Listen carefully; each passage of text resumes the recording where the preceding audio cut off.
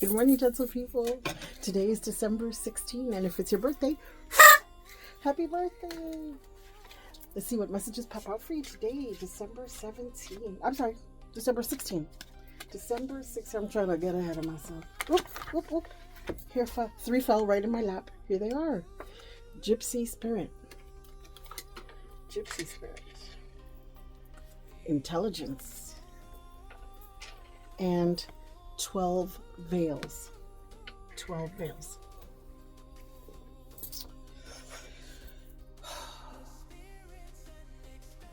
You're all worked up because you're at a stage in your life where you feel you should have a family already.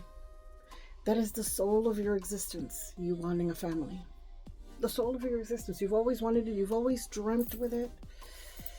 Why? Because you don't know where you come from. You may have been adopted. You may have been in foster care. Your parents may have died when you were little. And all you've ever wanted was a family. And you're all worked up about it because time is ticking. Time is ticking, or you're constantly here, there, and everywhere with this gypsy spirit. Gypsies are traditionally nomads, right? They're here a little while, they're here another little while, they move on to here. And so you've been either traveling or you've not been stable in any shape way. The only thing that's stable for you is your work. Your work is constant. You're always working. And maybe that's why you don't have time for a family. And you feel that time is clicking for you, ticking. Time is escaping you.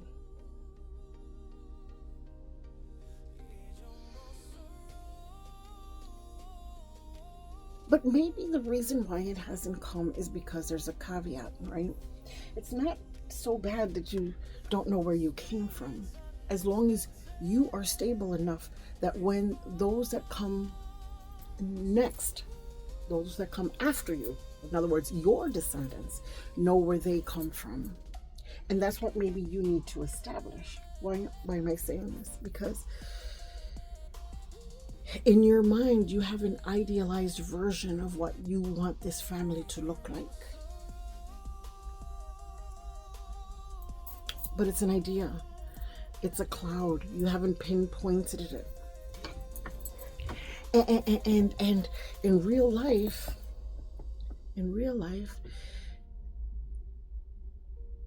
families are messy.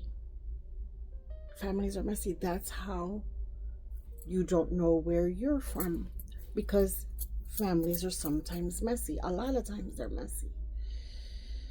It's not this ideal that we have in our hand. Some people might be lucky to have a family that's with the white picket fence and the puppy and the kittens and a maid and, like the Brady Bunch or something like that, where everyone got along and everybody was there and it's a perfect family. No. It's sticky. Real life is sticky. Real life is hard work. Real life is gossip. Real life is tugs of war and power struggles and what do you call this, sibling rivalry, and the parents not getting along all the time, and shortness of money. And while you have an idealized version of what it is, the reality might be something else. But if you're intelligent, you take all of this information that you have about yourself, which might be non-existent. You might not have information on your family because you were foster, or because you were adopted, or because your parents died early, and then the people who were your caretakers, like maybe somebody else in the family, didn't have time to sit down and tell you all your lineage and all the things that happened. They don't have time because they're working to make sure that you're fed. But if you're intelligent, you can take what you know and build off of that, so that when you have your family, it's rock solid. It's rock solid.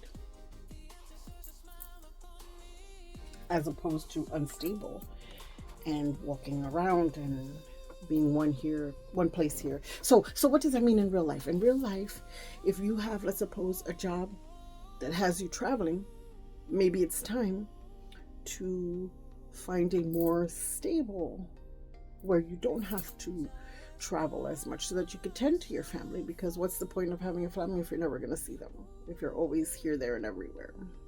Does that make sense?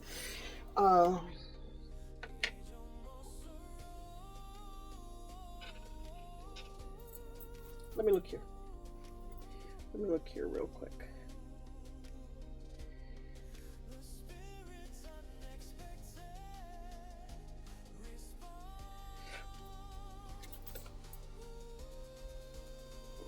You might want to put out into the world, right, what it is that you're talking about. Because one thing is to have it here, and another thing is to actually voice it. Because your word is your wand. You can materialize and you can make manifest the things that you need and that you want.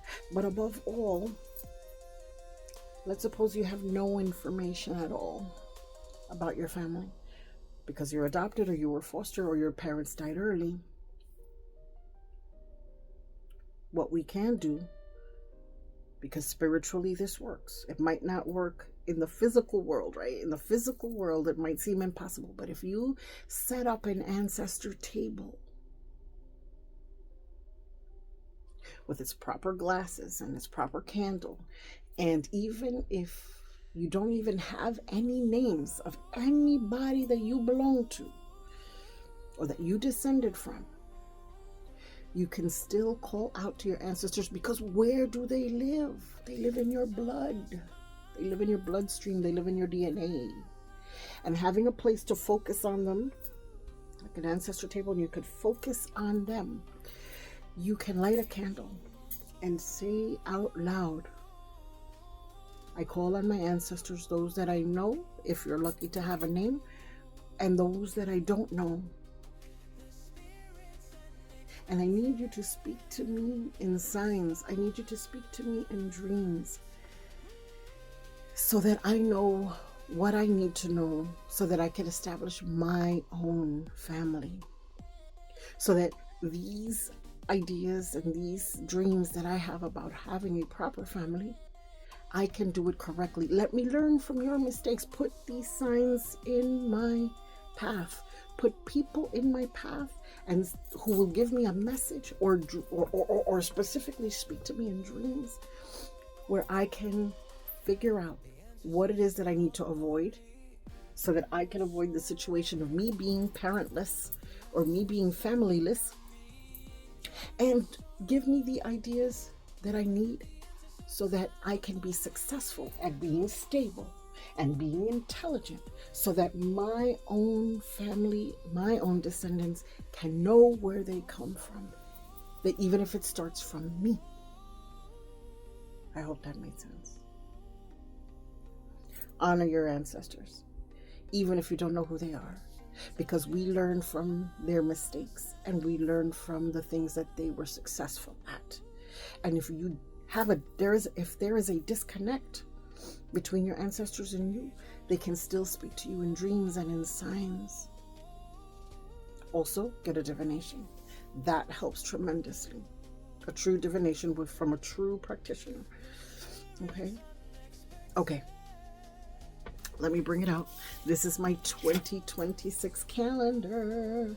It's full of 14 of my paintings that you could hang on your wall. It's available at abukinka.art.